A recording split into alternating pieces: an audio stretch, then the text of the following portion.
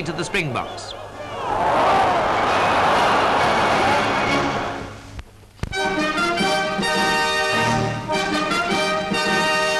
As the Queen Mary approached New York, the first welcome accorded to Mr Churchill was from those aboard the Coastguard Cutter that went down to meet the liner and bring Britain's Premier ashore.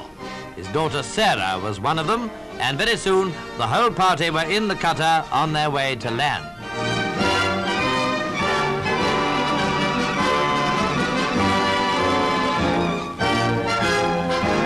Very shortly, Mr Churchill was explaining the aims of his visit at a press reception.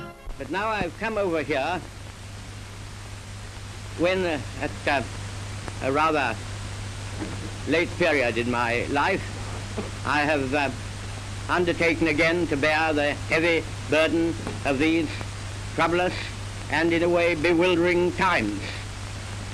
And I think that it is of great importance when a new government comes in, as it has done in our country, that those who have the responsibility for guiding it, like Mr. Eden and myself, should get in touch from an early stage with their American friends and colleagues, and thus make easier the discussions of all the difficult matters and events which will arise from month to month in the next few years.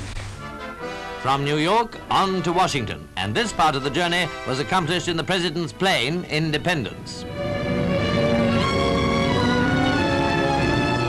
President Truman was at the airport to meet Mr Churchill.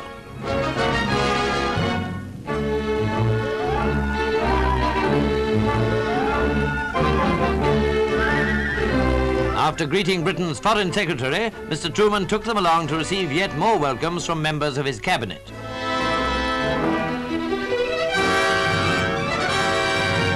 Then the official ceremony. Mr. Prime Minister, I can't tell you when I've had more pleasure than I have this morning in welcoming you as a visitor to the United States of America. I hope you'll enjoy your visit. I hope it'll be a satisfactory one. I thank you very much indeed for your welcome.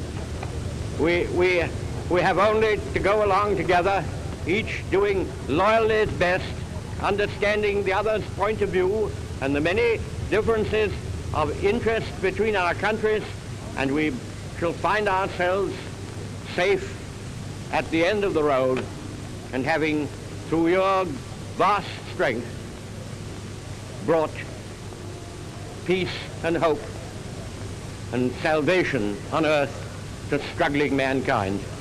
Peace on earth is what we're both striving for.